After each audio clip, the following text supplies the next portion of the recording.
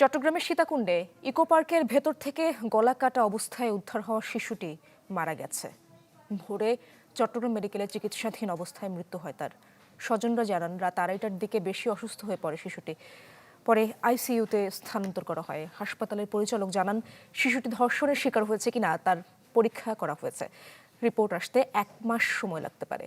সোমবার সকালে সীতাকুণ্ডের পৌর সদরের ইকো পার্কের দুর্গম পাহাড়ি এলাকা থেকে শিশুটিকে উদ্ধার করা হয়।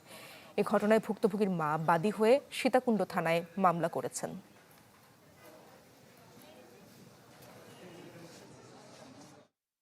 আমরা সোশ্যাল মিডিয়ার মাধ্যমে জানতে পারি যে সীতাকুণ্ডের বোটানিক্যাল গার্ডেন ইকো পার্কের ওইখানে একটা গহীন জঙ্গলের মধ্যে ওর গলা কাটা ওকে উদ্ধার করা হয়েছে। যারা এই কাজটা করছে আমার বাহির মেয়ের সাথে, তাদেরকে ধরে কঠোরভাবে আমি বিচার চাচ্ছি, যেন আজকে আমার বাইরের মেয়ের সাথে হয়েছে, কালকে আরেকজনের বাইরের মেয়ের সাথে হবে, কালকে আরেকজনের মেয়ের সাথে হবে।